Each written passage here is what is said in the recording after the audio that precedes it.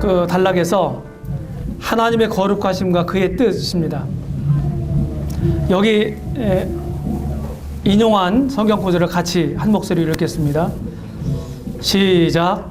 너희가 순종하는 자식처럼 이전 알지 못할 때 줬던 너희 사욕을 본삼지 말고 오직 너희를 부르신 거룩한 자처럼 너희도 모든 행실에 거룩한 자가 되라. 기록하였으되 내가 거룩하니 너희도 거룩할지어다 하셨느니라. 네, 베드로전서 1장 15절로 16절 말씀입니다.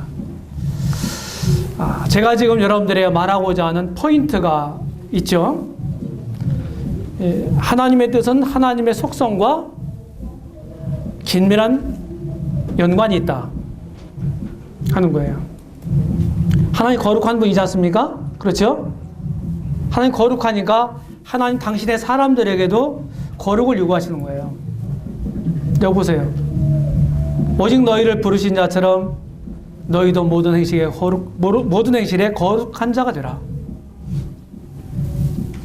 베드로는 구약 성경에 있는 말씀을 인용하면서 내가 거룩하니 너희도 거룩할지어다 하는 말씀을 인용하면서 자기의 말을 어떻게 해요?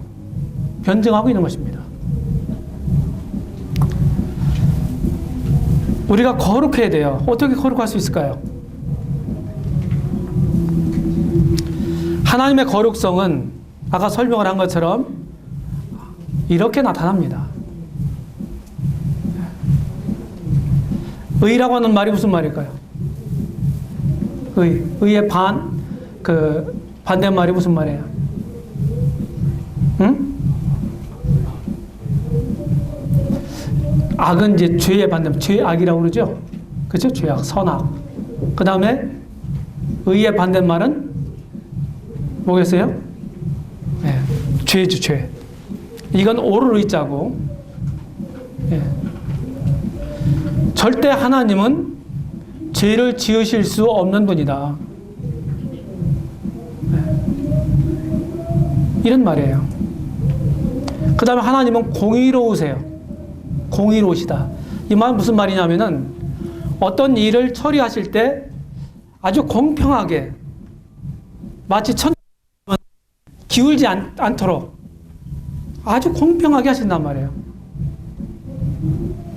이 세상에서는 이제 뭐 정의를 부르짖고 공평을 얘기를 하고 그러지만은 세상에 온전한 공평이 있나요? 세상이 온전히 공의로워요? 아니잖아요.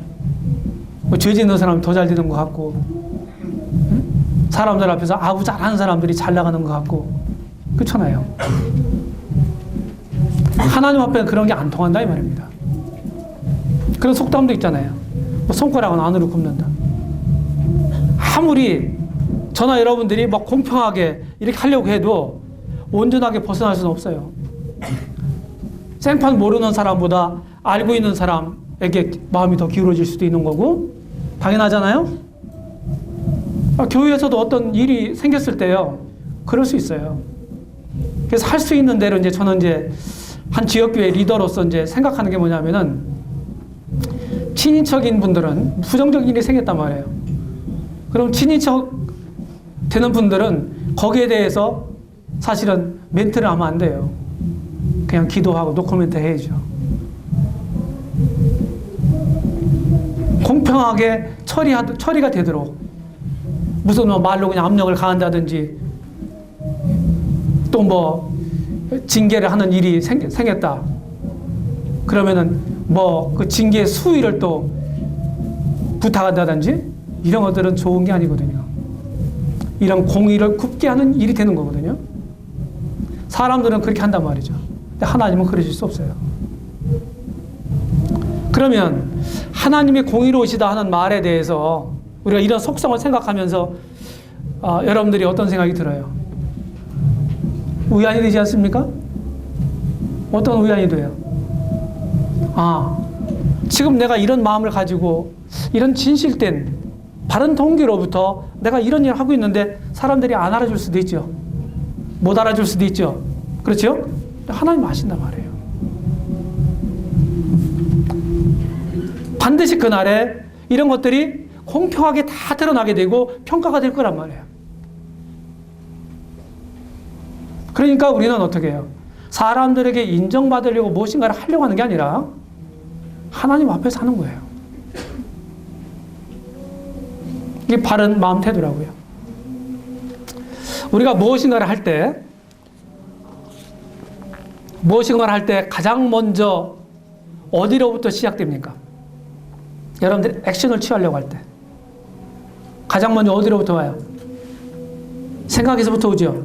마음, 여러분 마음에 그런 게 있죠. 그럼 그거를 어떻게 합니까? 행하잖아요? 행하게 되면 뭐가 나와요? 열매들이 생긴다고요. 결과가 생긴다고. 그렇죠? 원인과 과정과 결과가 생기는 거예요. 사람들은 대개 뭘로만 평가합니까? 응? 네, 결과 위주예요. 그게 이제 눈에 보이니까. 하나님 어떻게 평가하실까요? 응? 어떻게 평가하세요? 다 보시는 거예요. 원인도 보시고, 과정도 보시고, 결과도 보시는 거예요. 그래야 공의롭게 판단하실 수 있잖아요. 예를 듭니다. 어떤 사람이 거액의 헌금을 했습니다. 교회에. 예. 큰 돈을 헌금을 했어. 그럼 사람들은 와 대단하다. 왜? 그 결과만 보고 그런 거예요.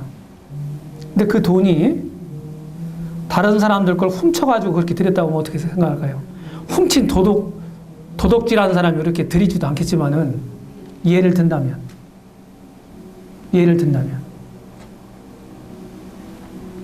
그건 하나님이 받으실 만한 재물이 못 돼요.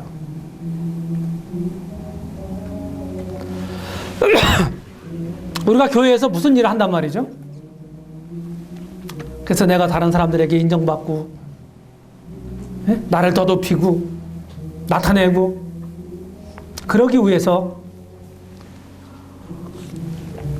그런 일을 해요. 그건 동기가 어떻습니까? 순수해요, 불순해요? 응?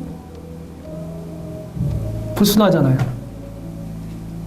그런 동기로부터 무엇을 하게 되면요, 그건 뭡니까? 그 육신이에요.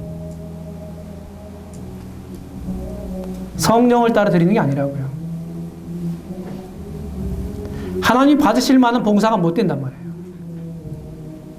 늘 우리가 이제 믿음을 가지고 어떤 상황이 있든지, 믿음의 수준이 어디에 있든지, 교회 내 지위가 어떻든지 간에 상관없이 우리는 어떤 모양으로 섬겨요. 어떤 모양으로든지. 항상 그래서 우리는 내 마음의 동기를 살펴봐야 돼요. 똑같은 일을 해도 거기 영적인 일이 될 수도 있고, 하나님 기뻐하시는 일이 될 수도 있고, 아니면 육신적인 일이 될 수 있고, 나를 위한 일이 될 수가 있어요. 그 다음 하나님의 거룩성의 속성에서 뭐가 나와요? 그럼 하나님은 거룩한 분이, 지와는 상관없는 분이니까 거짓을 하실 수 있어요, 없어요? 하실 수 없어요. 그분은 진실하신 분이라고요. 성경에 보면은 참 하나님이란 말이 나오죠. 그 영어 성경은 어떻게 되어 있습니까? 참 하나님을 우리가 사시고 참되신 하나님을 섬기며 하는 말씀이 데살로니가전서 1장 9절에 나오는데요. 영어로 어떻게 되어 있는지 아세요? The living true God 이렇게 되어 있어요. 참 하나님, 진실하신 하나님이다 이 말이에요. 진리 되신 하나님이다 이 말이에요. 그래서 하나님이 거룩한 분이기 때문에 그러면 거짓을 말할 수 없고, 그분이 말씀하는 건 진리고요. 그분이 하시는 약속은 반드시 이루어지고요. 이렇게 연결이 되는 겁니다. 그럼 하나님의 말씀이 진리라고 하면은 믿을만 해요? 믿지 못하겠어요? 믿을만한 거죠? 그렇죠? 진리니까, 변하지 않는 거니까. 하나님이 여러분들에게, 믿는 사람들에게 수많은 약속을 주셨어요. 그럼 그 약속을 우리가 신뢰할 수 있어요, 없어요? 수많은 성경 말씀들을 우리가 알고 있고 믿고 있고 그래도 내가 구원에 확신이 흔들린다. 내가 이런 문제에 대해서 내가 회의적이다. 이렇게 생각하는 원인이 뭘까요? 그 원인은 바로 하나님에 대한 사고가, 생각이 잘못되어 있기 때문에 그런 거예요. 하나님 어떤 분인지를 성경을 통해서 바르게 알면요, 그럴 수 없는 겁니다. 하나님 믿는 거예요. 그 하나님을 믿는 것입니다. 거룩함은 어떤 것입니까? 아까도 이제 토저의 말을 제가 인용을 했는데, 토저라고 하는 분이 우리 기독교 신앙의 아주 본질적인 부분이 있잖아요. 하나님의 관련된 그런 것들을 아주 깊이 있게 다룬 분이에요. 이분의 책이 많은 책을 저술하셨는데, 이분의 책이 한글로도 우리말로도 여러 권이 번역됐어요. 별로 두껍지 않은 얄팍한 책이 있는데, 그게 하나님을 바로 알자라는 책입니다. 여러분들 꼭 한번 읽어보세요. 두껍지 않아요. 두꺼운 책 싫어하잖아요. 그죠? 이렇게 정의를 했습니다. 거룩은 하나님께서 존재하시는 양식이다. 그분은 거룩하기 위해 어떤 표준에도 맞추시지 않는다. 그분 자신이 표준이시다. 하나님은 무한하고 완전한 순결을 가지고 계시며 절대적으로 거룩한 분이시다. 하나님께서 거룩하시기 때문에 그분의 모든 속성이 거룩하다. 그분의 모든 뜻과 행함도 거룩하다.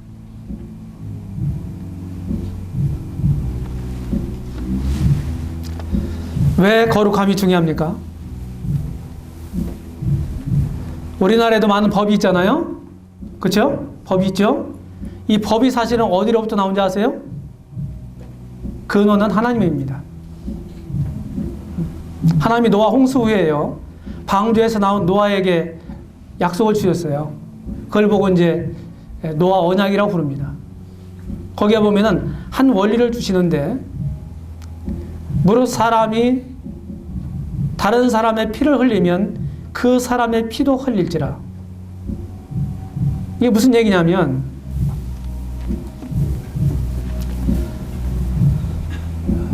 다른 사람을 죽이면 그 사람도 죽이라고 얘기해요.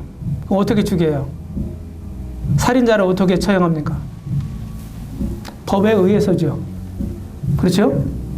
네. 성문화된 법이 있을 때가 있고 그렇지 않을 때도 있었잖아요. 근데 불문법이라는 것도 있고요. 그렇죠? 문자화 되어 있는 법도 있어요. 그 규율이 있단 말이에요. 그 시족 사이나 부족 사이에도요. 다 그런 마인드들이 어디로 나온 줄 아세요? 하나님으로부터 나온 거예요. 대개 법은요, 선합니다. 사도 바울이 로마서 7장에서 말하고 있는 것처럼 하나님 율법은 선하고 의롭고 거룩합니다.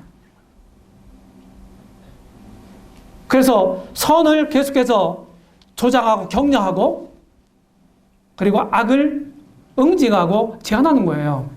법정신이 바로 그런 겁니다. 그래서 사람이 사람을 다스리도록 하는 그런 원리를 노아 홍수 후에 사람들이 주셨거든요. 그래서 그 뒤부터 뭐가 나와요? 이제 정부 형태가 나오는 것입니다. 정부는 어떤 걸로만 통치가 됩니까? 법으로 통치하는 거예요. 그거 법치라고 그러죠. 뿐만 아니라, 그래서 그런 것들이 전부 뭡니까? 법이라는 게 뭐예요? 우리가 그렇게 살아야 되는 거예요. 네. 그런 일을 하지 말아야 되는 거예요. 법이 규제하는 것을.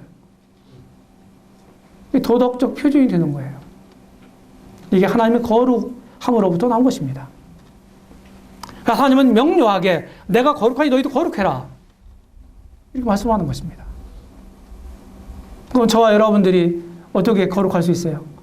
우리 속을 들여다보면 시큼한 것이 많이 있잖아요. 시큼하잖아요. 하나님은 당신의 아드님을 통해서 우리를 거룩하게 하셨어요. 이미. 그걸 뭐라고 부르냐면은 조금 어려운 용어로 지위적 성화 또는 신분적 성화 이렇게 부릅니다.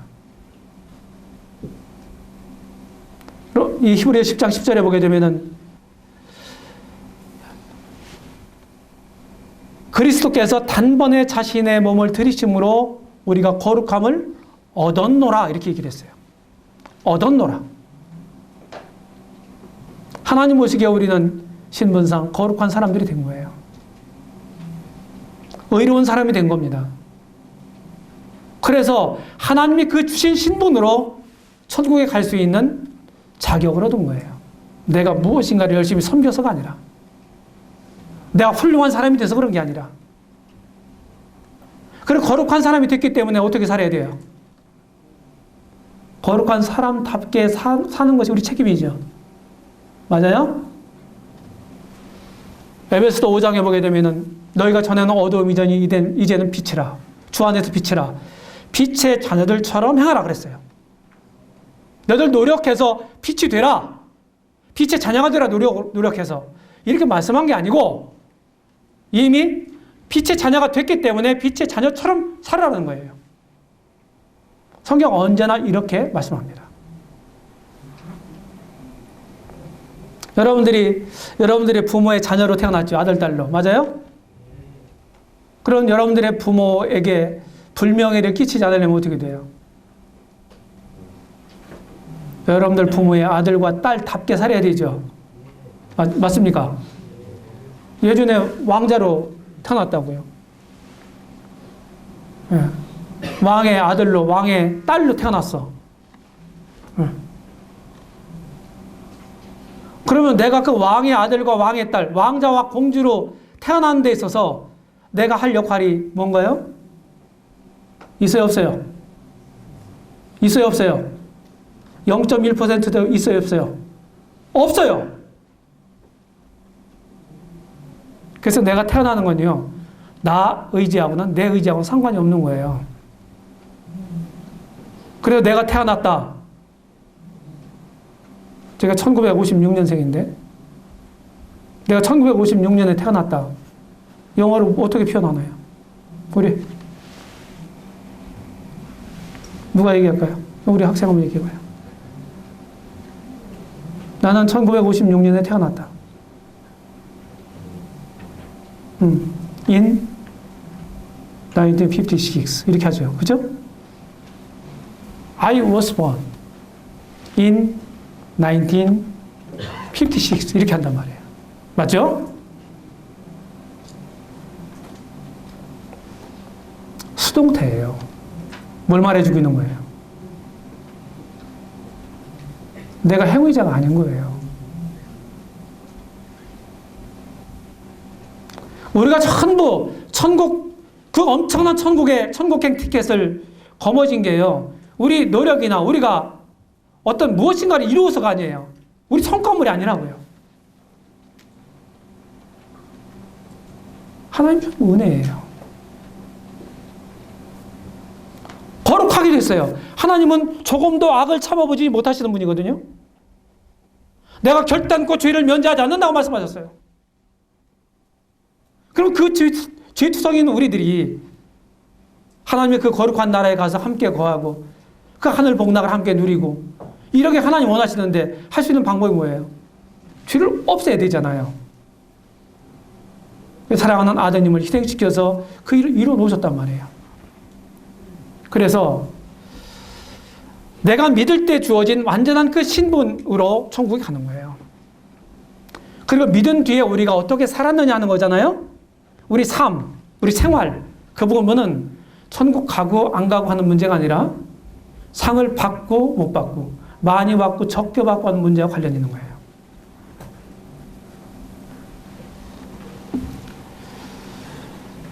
거룩하신 하나님을 의식하고 하나님 존재에 제가 나왔습니다. 그럼 어떤 생각이 들까요? 우리 여기 자매예요? 누구예요? 하나님 거룩해. 내가 그걸 의식했어. 하나님 앞에다 딱 이렇게 무릎 꿇고 이렇게 있어요. 그러면 어떤 생각이 제일 먼저 들어요? 솔직히 얘기해봐요. 괜찮아요. 뭐 이건 틀리고 안 틀리고 하는 문제가 아니야. 응? 내가 죄인인 거, 내가 부족한 거, 그 거룩하신 하나님 앞에 내가 자랑할 만한 게 있을까요? 그 사람들이 그러더라고요. 어떤 학자들이 얘기하기를 사람들은 하나님을 의식하는 그 순간에 가장 먼저 도덕적 반응을 보인다 하는 거예요. 이사야가 그랬잖아요. 이사야서 6장에서 하나님 보좌를 봤잖아요. 그렇죠? 그 오미하신 그 보좌를 봤단 말이에요. 하나님 앞에 하나님을 모셔서 들을 봤다고요. 창화하면서 거룩하다 거룩하다 거룩하다 하는 그런 찬송을 들었다고요. 그 하나님을 보면서 즉각적으로 그 빛으로 자신을 보게 돼요. 그리고 뭐라 합니까? 화로다 나여 내가 망하게 되었도다 이런 고백하잖아요.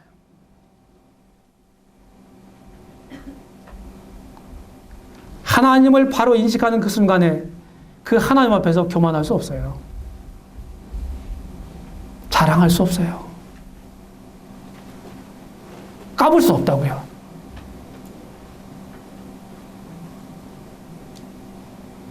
인간 사회에서 내 속에서 일어나오는 많은 비영적인 이런 일들이 원인이 뭐예요? 하나님을 잊고 살기 때문에 그런 거예요.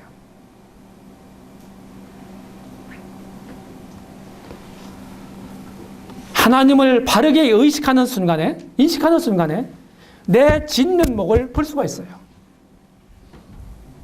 에스겔도 그발강가에서 하나님 그 주님 만났죠? 인자. 사도 요한도 반모섬에서 주님의 그 환상을 봤잖아요? 그랬을 때 그들이 취했던 행동이 뭡니까? 태도가 뭐예요? 전부 엎드려 죽은 자처럼 됐어요. 다니엘도 그랬고요.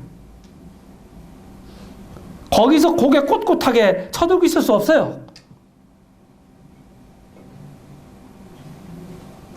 하나님에 대해서 얘기하고 하나님을 믿는다고 하면서도 하나님 앞에서 이 고개를 꼿꼿하게 세우고 있는 이유가 뭐예요? 그 하나님을 진짜 모르고요. 그 하나님을 진짜 의식하지 않기 때문에 그런 겁니다. 마음에 없는 거예요. 하나님은 의롭고 공의로우십니다. 하나님이 요구하는 의가 불충분할 때 진노가 오는 거예요. 그래서 우리 믿는 사람들도 잘못하면 오래 참으시지만요. 참다 안 되겠다 싶으면 어떻게 돼요? 하나님 이제 채찍을 들으시는데 그때 어떻게 돼요? 어떤 사람들은 주의를 줘도 괜찮거든요. 분명히 자기가 믿는 사람이라면 속에 진짜 믿는 사람은 성령이 있고요. 새 성품이 있기 때문에 의식을 해요. 아, 이게 잘못됐다. 양심이 꺼림이 돼요. 그런데도 아무 일도 안 일어나거든요. 그러니까 오히려 죄를 짓는 담대해져서 또 행하는 거예요. 그래도 아무 일이 안 생겨. 아, 하나님 죽으셨나 보다. 주무시나 보다. 이렇게 생각할 수 있거든요.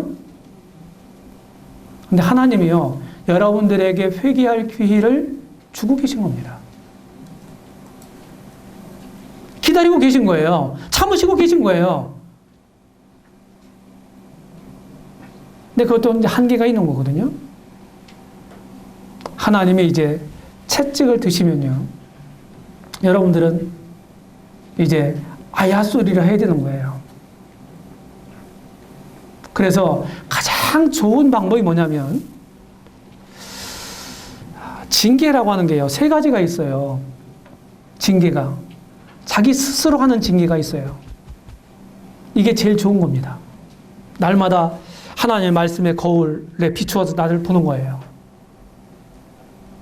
그러면 이제 부족이 보이고 잘못이 보이면 빨리 버리는 겁니다. 회개하고.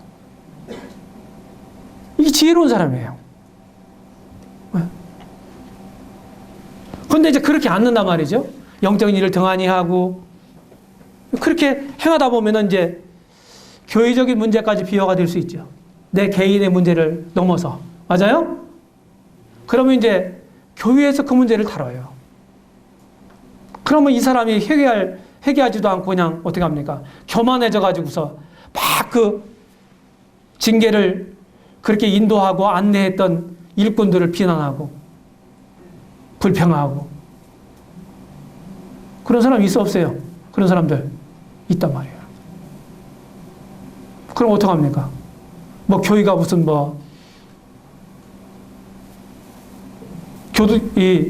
교회에서 운영하는 교도소가 있어요? 징계에 불복했다고 해서 가서 잡아다가 집어넣습니까? 세상에서만 그 공권력이라는 게 없잖아요, 교회가요. 하나님 말씀을 따라서 그렇게 해서 본인이 자신을 돌아보고 자숙하도록 그렇게 만드는 뿐이지. 거기에 불복하면 할 수가 없는 거예요. 그럼 어떻게 합니까? 교회 손을 떠나서 어디로 가요? 하나님께로 가는 거예요. 하나님이 손을 진짜 대면요. 그때는 호미를 막을 거 가래를 또 못 막아요. 속된 말로 다리 몽둥이가 분질러져요, 이제. 아시겠습니까? 치명적인 오점을 남기게 돼요. 내가 중병에 걸릴 수도 있어요. 죽을 수도 있어요.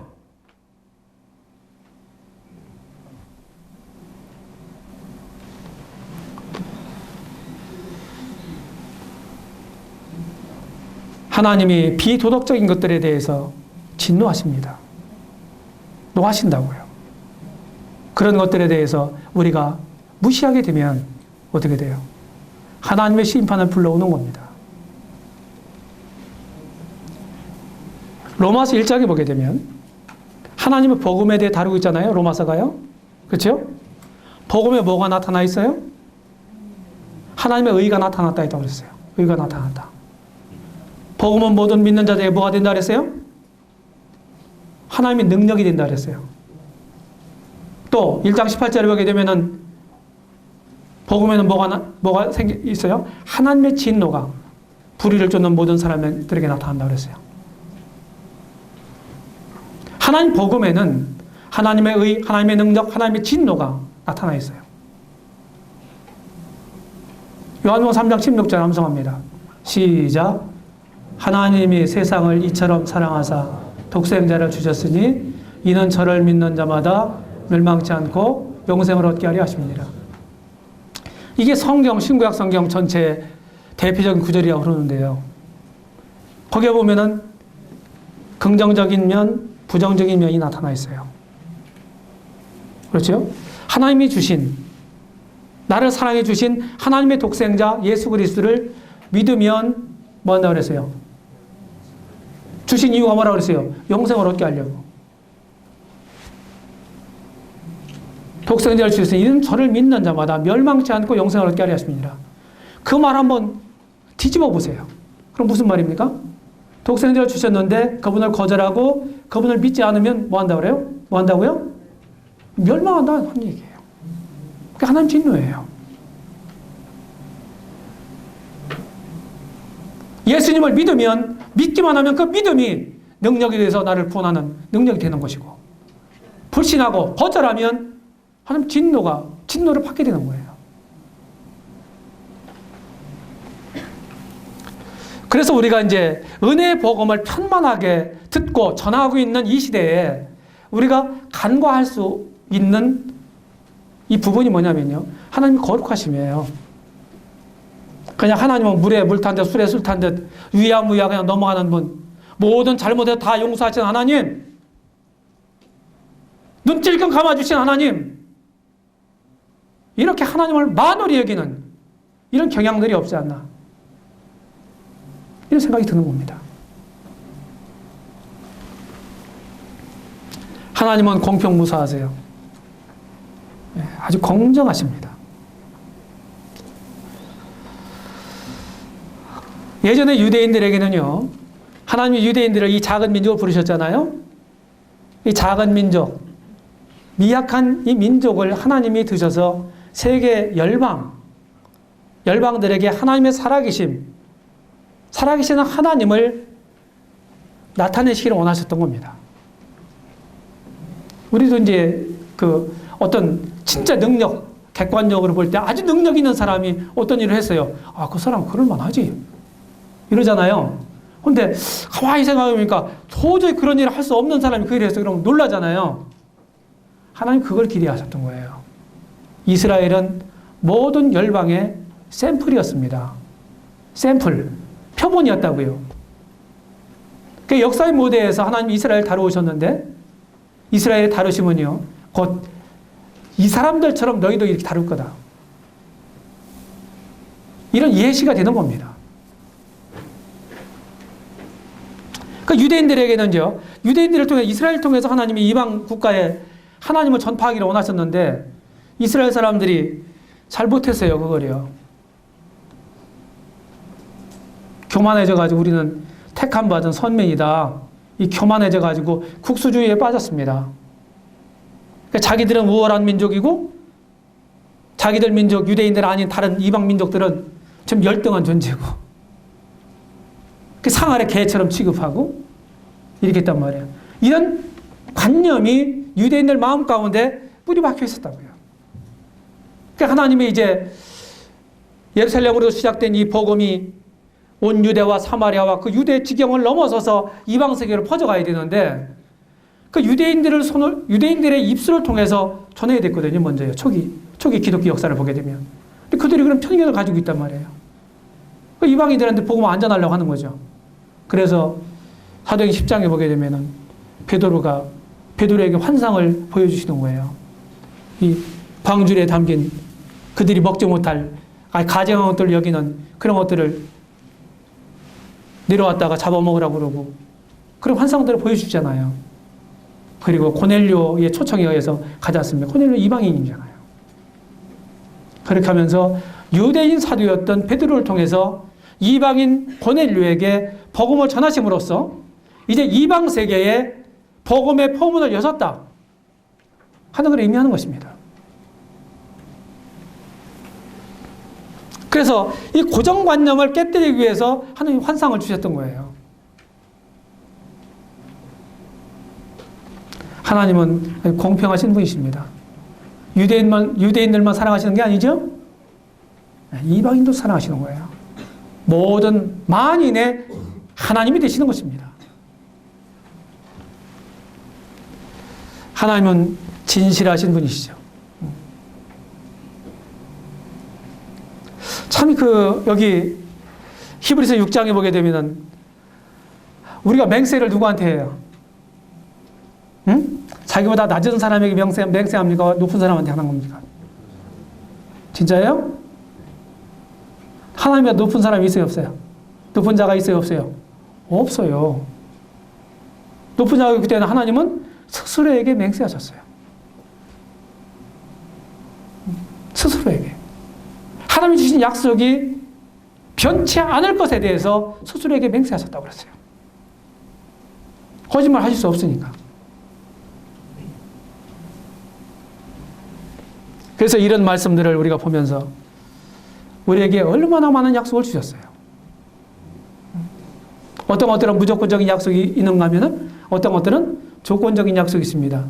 뭐뭐 해라, 그리하면 뭐하리라. 이런 말들이 있죠. 그러니까 그리하면이 뭐예요? 이 조건절이라고요. 그 앞에 있는 게 조건절이야. 조건이 충족될 때 이렇게 해주겠다는 거예요.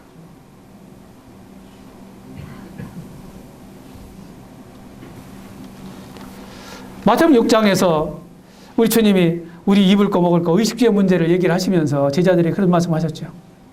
나중에 결론적인 말씀이 어떻게 하셨나요? 너희는 먼저 그의 나라와 의를 구해라. 그리고 뭐라고 그랬어요? 그리하면 이 모든 것을 너에게 더하시리라. 이 모든 것이 뭐예요? 의식주 문제예요. 문맥으로 보면. 우리는 이제 앞에 있는 것을 거두절미하고 하나님이 우리에게 뭐 다 이렇게 채워주실 거야. 물론 보편적인 입장이다 그렇습니다. 그런데 그리하면이라고 하는 조건이 붙어 있어요. 뭡니까? 먼저 그의 나라와 의를 구하라는 거예요. 다시 말해서 영적인 것들을 먼저 우선적으로 추구하라는 거예요. 그리고 이 말씀을 통해서 볼 때 여러분들이 아침에 일어나면 먼저 하는 일이 뭐예요? 여러분들 마음 가운데 가장 첫 번째 자리에 있는 게 뭐예요? 스스로 얘기해 보세요. 그 그게 여러분들의 우선순위거든요. 어떤 분이 그랬어요. 아, 내가 뭘 중요하게 여기고 있나? 이것을 아는 방법이 있는데 그 방법이 뭐냐면 내가 무엇을 위해서 시간을 많이 쓰고 있나? 내가 무엇을 위해서 돈을 많이 쓰고 있나? 이 두 가지로 분명하게 드러난다고 얘기를 했어요. 맞습니까? 동의합니까? 대답이 없어요. 여러분 시간을 어디다 다 많이 써요? 이거 많이 쓰죠? 이거 많이 써야 하세요? 뭘 위해 씁니까? 뭘 위해 써요? 스마트폰을 가지지 마라. 텔레비를 보지 마라. 인터넷을 하지 마라. 저는 그렇게 말하지 않습니다. 현대 문명이 우리들에게 많은 문명의 이기를 갖다 줬습니다. 이것도 그 중에 하나예요. 이걸 선용하면 되거든요. 제가 한 예를 소개해 주겠습니다. 우리는요, 이 그룹 채팅을 합니다. 교회에서. 예, 그룹들이 있어요. 예, 그룹들은 이제 소그룹도 이렇게 있고, 아니면 교회 전체로 할 때도 있고. 교회 전체 이제 주일날 하면 광고 하잖아요. 근데 그것만 갖고는 안 되고, 평일날에도 이제 광고할 일이 생겨요. 그러면은 교회 채팅방을 하나 만들어서 거기 다 이제 초청해서 가입을 시킵니다. 그러면 거기에다가 광고상을 쌓아 올려요.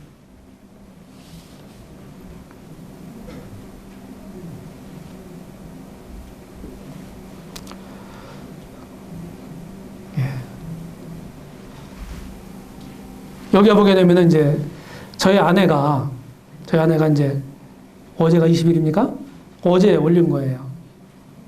지금 40대 한 자매가 자궁암으로 판정이 됐어요. 다른 사람 모르죠. 그렇죠? 그래서 이것을 이 교회 채팅방에다가 올렸습니다. 올렸는데 이제 여기 가입된 사람들한테 다 가잖아요. 그렇죠? 지금 33명이 댓글을 달았습니다. 기도하겠습니다. 대부분 그런 얘기예요. 그리고 힘내십시오. 기도하겠습니다. 얼마나 좋아요. 이걸 뭐 게임하고 머리 식히기 위해서 뭐 조금씩 하는 건 뭐 제가 정지하고 싶은 마음 없는데 거기에 중독되면 안 되죠. 거기에 시간을 너무 많이 소비하면 안 되죠. 그리고 친구들하고 채팅 같은 거 이렇게 할 때도 뭐 SNS 같은 거 보내고 그럴 때도 필요한 거 뭐 그런 것들은 할 수 있는데 필요 없는 것들을 우리가 많이 하는 경우가 있어요. 세상에 그냥 잡다한 얘기들 그냥 주님 모르는 사람들도 하는 그런 것들을 늘 그냥 하는 거예요. 영적 교제하면 얼마나 좋아요. 자, 소그룹 채팅방을 제가 또 하나 소개해 드리겠습니다.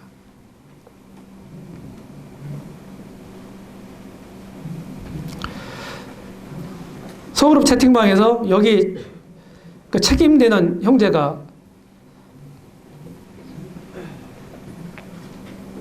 형제가 이제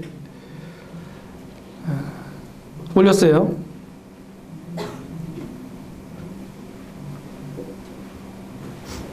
이렇게 올렸습니다. 로마서 10장 17절 말씀을 하면서 믿음은 들음에서 나며 들음은 그리스도의 말씀으로 말미암았느니라. 이렇게 이제 말씀을 인용하고 나서 만일 믿음이 부족하다고 느끼거나 믿은 대로 살지 못하고 있다고 느낀다면 하나님에 대해 더 알아야 한다. 하나님과 그의 말씀을 아는 것 이상으로 우리는 믿을 수 없고 행할 수 없다. 하나님에 대한 지식을 넓히라. 그 지식이 균형 잡힌 것이라면 당신은 행하게 될 것이다. 이렇게 이제 이 영적인 이런 그 글을 올렸어요. 여기 이제 답글이 이제 쭉 했는데 저도 이제 답글을 장문으로 올렸습니다. 지금 몇 명, 그 그룹에 속한 몇 명 분들이 이제 올렸는데 헛된 지식이 아니라 하나님에 대한 지식을 추구하며 사는 데가 되어야겠어요. 어떤 자매가 올렸고요. 또 한 자매는 그 귀한 말씀을 언제나 어디서나 자유롭게 볼 수 있다는 게 감사가 됩니다. 올 한 해는 말씀을 순종하는 한 해가 되기를 기도합니다. 이렇게 했고, 어떤 자매는 부으십니다. 이렇게 했고, 제가 이제 좀 장문의 댓글을 달았는데, 그래서 알아야 한다. 아는 방법은 두 가지, 곧 성경을 통해 지식으로 아는 하나님과 삶의 경험을 통해 아는 하나님이다. 이 중에서 먼저 성경을 통해 하나님을 알아야 한다. 왜냐하면 성경은 완전 무오한 하나님의 계시의 말씀이기 때문이다. 그리고 성경은 객관적이요 경험은 주관적이기 때문이다. 그러므로 건강한 믿음을 갖고 유지하기 위해서는 하나님을 추구하되 성경에 계시되어 있는 하나님이 기준이 되어야 한다. 그렇지 않고 경험한 하나님이 중심이 된다면 각기 저마다의 하나님의 모습은 달라질 것이다. 이것이 은사주의의 가장 큰 맹점이다. 제가 이런 댓글을 올렸습니다.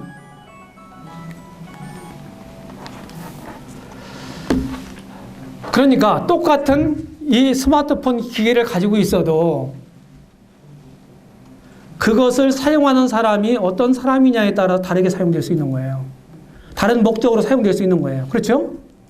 악기가 죄입니까? 악이에요?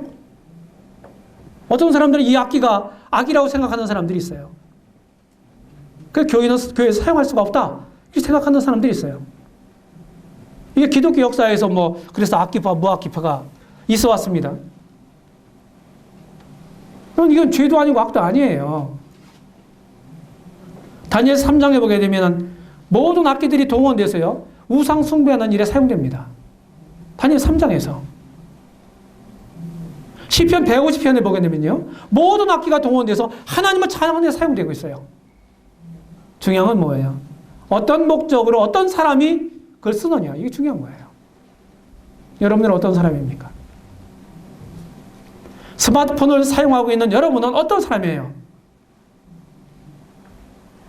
영적인 사람입니까? 아니면 육신인 그리스도인입니까? 하나님의 뜻을 구하고 있습니까? 아니면 하나님 뜻하고는 상관없이 관심 없어 합니까? 이게 문제거든요. 항상 문제가 어디에 있어요? 문제가 어디에 있습니까? 문제의 원인이 어디로부터 시작돼요? 내 안에 있는 거예요. 내 안에. 내 안에 문제가 있는 것입니다. 적용을 보게 되면 의로우신 하나님께서 공평하게 공의롭게 행하십니다. 참되신 하나님은 거짓 없이 행하세요. 자기 사람들에게 요구하십니다. 내 거룩하니 너희도 거룩해라. 내 도덕 기준이 하나님 되어야 되는 거예요. 그렇지만 여전히 부족, 이 갭이 있잖아요. 그러니까 교만할 수 없는 거예요. 겸손하게 늘 하나님을 구해야 하는 것입니다. 하나님은 나의 중심에 뭘 원하세요? 진실함을 원하시는 거예요. 중심의 진실함을. 하나님 앞에서 내가 포장하려고 할 것도 없고 포장해서 되는 것도 아니잖아요. 그렇죠? 하나님에게는 허위가 통하지 않잖아요. 그러니까 그분 앞에 진짜 정직하게 내 모습 그대로. 하나님은 뭘 원하시냐면요, 훌륭한 사람이 돼서 내 앞에 와라, 이렇게 요구하시지 않아요. 있는 모습 그대로 와, 내 앞에. 그리고 겸손하게 배워. 이렇게 말씀하시는 겁니다.